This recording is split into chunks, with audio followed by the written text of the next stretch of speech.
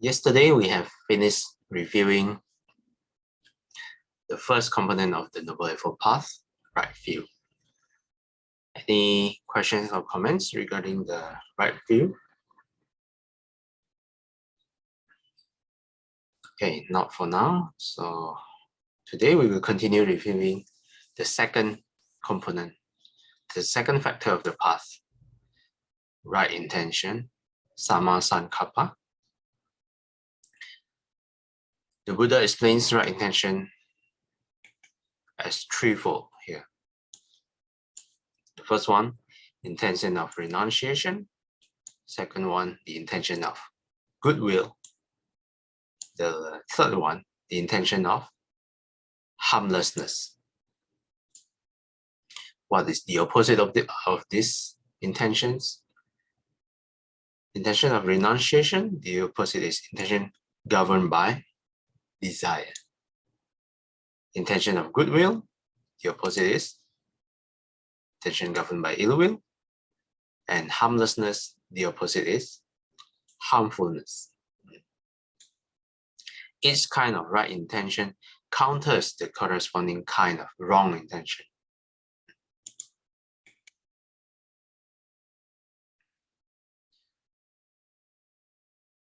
Okay, so let's take a look at the first intention. Intention of renunciation. Yeah, for me, this is when I read this is the most interesting part. Yeah, that kind of like eye-opening. The Buddha describes his teaching as running contrary to the way of the world. Yeah. The way of the world is the way of desire. So this is usually our way. We follow our desire. Yeah. This is why it's interesting to me, because I have been following this way. And then the teaching says, this is not the way to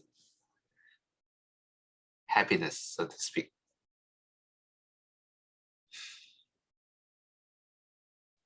The unenlightened, yeah, me, you, all of us, follow this way, flow with the current of desire, seeking happiness by pursuing the objects in which we imagine will find fulfillment.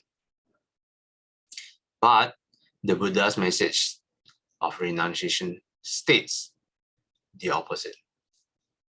The pull of desire is to be resisted and eventually abandoned. This is the key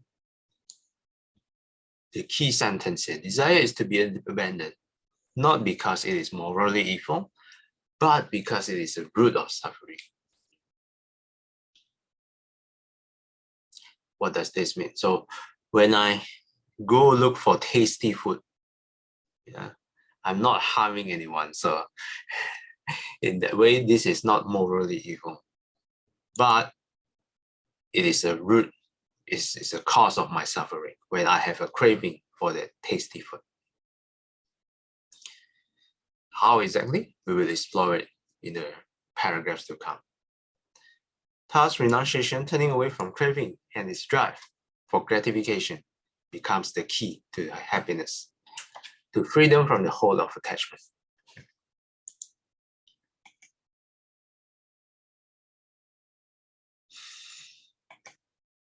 The second paragraph talks about, while renunciation is the key, the Buddha does not tell everyone to just live the household life, yeah, to become a monk or nuns, yeah, for the monastery. Ask his followers to discard everything on the spot. Yeah, that was not the Buddha's way. Because the degree to which we renounce depends on our disposition and situation. What does that mean? Some people, if you see some venerables, they are, when you read their biography, you can see, oh, this venerable wanted to ordain at the age of 12. Yeah, so far I have read two venerables that wanted to ordain at age of 12. One is Bhante Ratanasara, from Dhammakami Buddhist Society. The second one is Bhante, can't recall the name, Silatanada something, from Buddhist Fellowship. Yeah. So at that point, the disposition, I suppose, accumulated from their merits of their past life, creates the disposition of them to want to ordain at such a young age. But seems like most of us don't have that intention. Yeah, so our dispositions are different. Yeah. So there's not,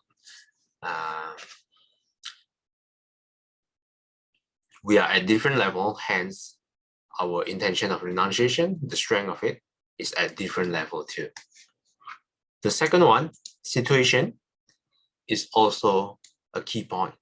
Even though Bhante Ratanasara wanted to ordain, but sometimes the situation does not allow, sometimes the parents doesn't want him to ordain.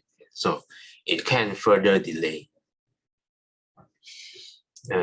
the completion of the ordination. I also recall one other Bhante Ganha from Ajahn Ganha from Thailand. He wanted to ordain so badly, but I think either his parents or his father didn't allow him to ordain. And he said, for him, that was his greatest suffering. Yeah, when the parents didn't allow him to ordain.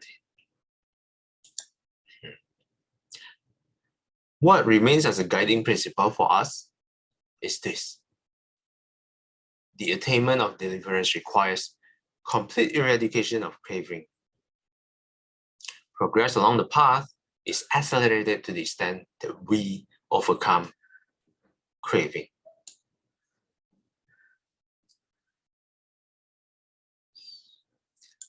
It is not easy to break free from desire. If it's easy, all of us will be enlightened. But the difficulty does not abrogate the necessity, because craving is the origin of dukkha. Putting an end of dukkha depends on eliminating our craving.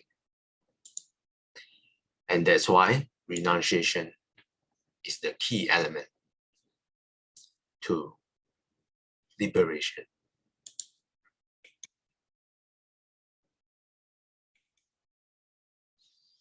The next point about renunciation is that even if we understand that attachment brings us suffering, how exactly can we let go of attachment? When we tried it, there is powerful inner resistance between doing my work and taking a nap. I know that doing my work is the right thing to do, but taking a nap, the resistance to do the work, to choose the easy way to take a nap, is much easier. The mind does not want to relinquish its hold on the objects to which it has become attached. For such a long time, it has been accustomed to gaining, grasping, holding. Seems it's possible to break all of this by habits. We might agree the need to renounce, might want to leave the attachment, but when we want to actually do it, the mind just recoils, continues to move in the grips of its desires. How then can we break the shackles of desire? The Buddha firstly does not offer this a solution, method of repression. Attempt to drive desire away with a mind full of fear and loathing. We can try this, but it does not exactly solve the issue, the root problem, but pushes it below the surface, where it will still continue to thrive. What is the method that the Buddha offers? Is understanding. The tool that the Buddha holds out to free the mind is to understand. It is not about forcing ourselves, compelling ourselves to give up things that we still cherish inwards, but change our perspective. Change our perspective on desires so that they no longer bind us. When we understand the nature of desire, when we investigate it with attention, desire falls away by itself without need for struggle. How exactly to understand desires so that we can break free from them? We need to see the cycle of desire and how it is bound up with dukkha, with suffering. We will take a look at the whole phenomenon of desire with its cycle. Cycle of what? Cycle of wanting, cycle of gratification, hangs on our way of seeing things. We remain tied, shackled to desire, in bondage to desire, because we see it as our means to happiness. But if we take a look at a bigger perspective, at a different angle, its force will be lessened, will be abated.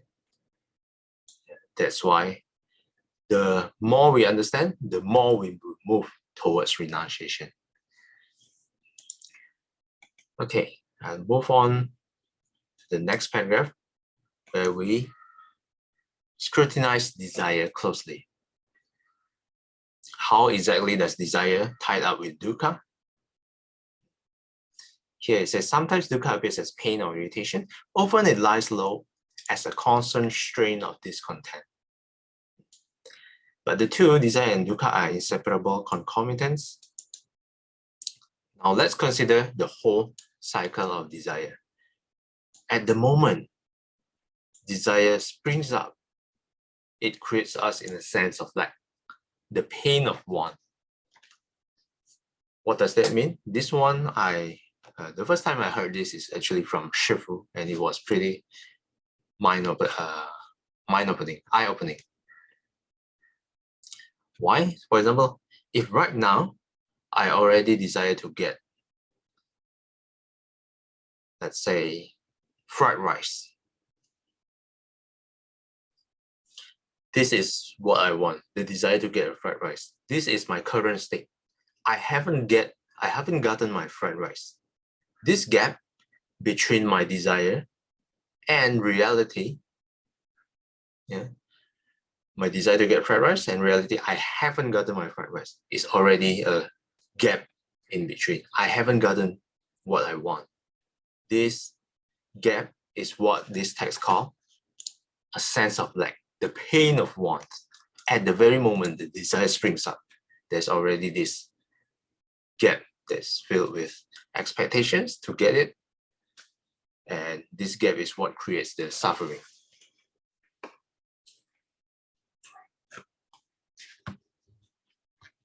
To end this pain, we will struggle to fulfill the desire. I will put an effort, an attempt to get the fried rice. And it is actually just yesterday where I had the fried rice. If our effort fails, we experience frustration, disappointment, sometimes despair. Yesterday, I actually got my fried rice, but the fried rice was not as good as I expected it to be. Probably because it was Chinese New Year and it was the only restaurant that's open, and they are overwhelmed with customers, so they don't cook it that well. They forgot to put some salt, something like that. So even though I put an effort, I got my fried rice, my effort eventually fails because I did not exactly get what I want, which is not just a fried rice, but a fried rice as I imagined it to be, the tasty fried rice that I wanted. So I experienced frustration, disappointment, despair. oh, this is not the fried rice that I wanted to have. And then I have to spend money. Yeah, oh, such a wasted money. And yesterday, it's chewy, and there's CNY extra surcharge. Extra 20%. Wow, I have to pay extra 20% to get something I didn't like. Can imagine the frustration. Yeah, there's the first part of it. Now let's see the second scenario. The pleasure of success is not unqualified. So what does that mean? Let's say there's some days where the fried rice is as good as I wanted it to be. Yeah. So some days the chef, maybe they are in a good mood. Wow, they cook every rice to perfection. So what happened after that? We worry that we might lose the ground we have gained. Yeah. We feel driven to secure our position, our territory, to gain more, to rise higher, to establish tighter control. Then the desire to get the fried rice. Eventually, if I get the fried rice every day, I will want to have, so to speak, tastier fried rice. Yeah, maybe cook with some kind of a butter or add extra chili. Yeah, this fried rice will not satisfy me anymore. So I want to have more, to rise higher, to have more controls. Yeah. The demands of desire seems endless, and each desire demands the eternal. Wants the thing we get to last forever. I want the fried rice to always be tasty whenever I visit the restaurants, which is basically impossible. There's a lot of factors goes in behind the making of the fried rice.